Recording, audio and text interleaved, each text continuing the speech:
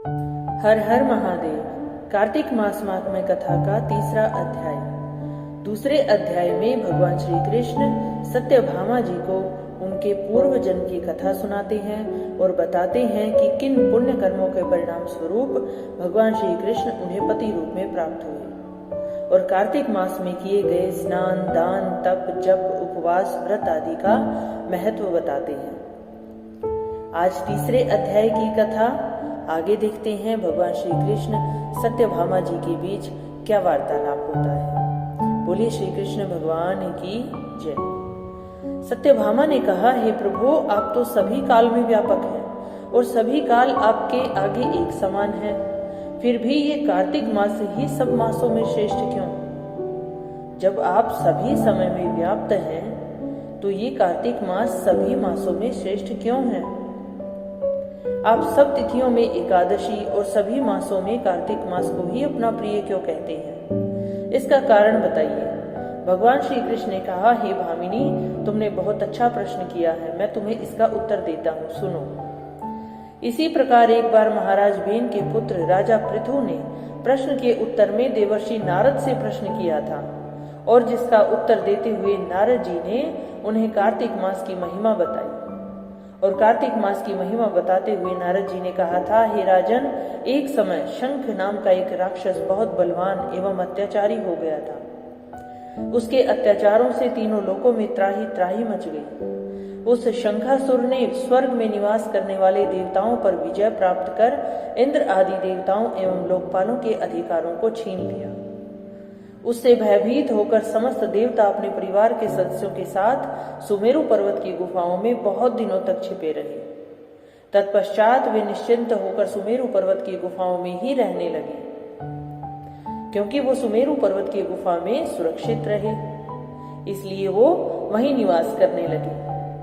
उधर जब शंखासुर को इस बात का पता चला कि देवता आनंद पूर्वक सुमेरु पर्वत की गुफाओं में निवास कर रहे हैं, तो उसने सोचा कि इसमें ऐसी कोई न कोई दिव्य शक्ति तो अवश्य है, जिसके प्रभाव से अधिकारहीन ये देवता अब भी बलवान हैं।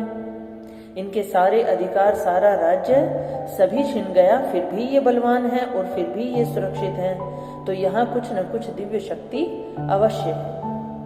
सोचते सोचते वह इस निर्णय पर पहुंचा कि वेद मंत्रों के बल के कारण ही देवता बलवान हो रहे हैं। यदि इनसे वेद छीन लिए जाएं तो ये बलहीन हो जाएंगे, क्योंकि देवताओं को वेदों का ज्ञान है, इसीलिए ये बलवान है। उसने सोचा कि इनसे वेद छीन लिए जाएंगे तो ये बलहीन हो जाएंगे। ऐसा विचार कर शंखासुर ब्रह्मा जी के सत्यलोक से शीघ्र ही सभी वेदों को हर लाया। उसके द्वारा ले जाते हुए भय से उसके चंगुल से निकल भागे और जल में समा गए। शंखासुर ने वेद मंत्रों तथा बीज मंत्रों को ढूंढते हुए सागर में प्रवेश किया, परंतु न तो उसको वेद मंत्र मिले न ही बीज मंत्र। जब शंखासुर सागर से निराश होकर वापस लौटा, तो उस समय ब्रह्मा जी की पूजा की सामग्री लेकर सभी देवताओं के साथ भगवान श्री विष्णु की शरण में पहुंचे।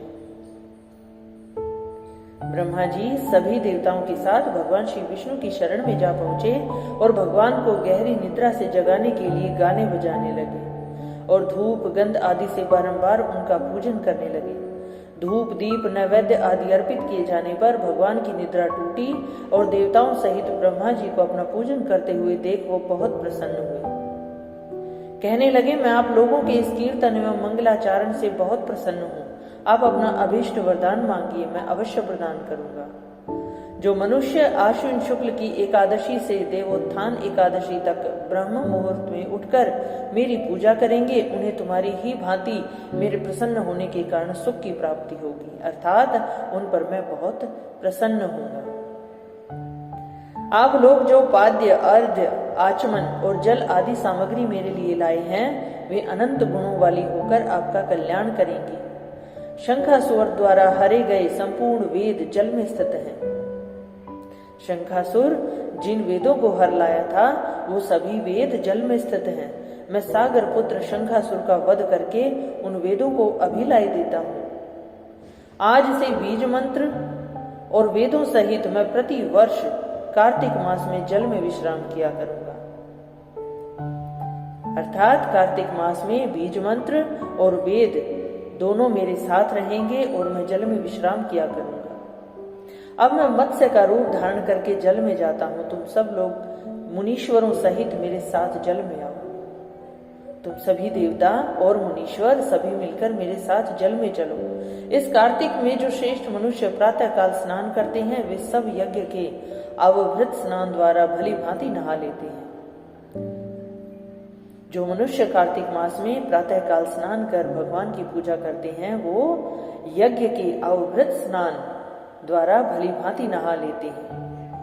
हे देवेंद्र, कार्तिक मास में व्रत करने वालों को सब प्रकार से धन, पुत्र, पुत्री आदि देते रहना, उनकी सभी आपत्तियों से रक्षा करना।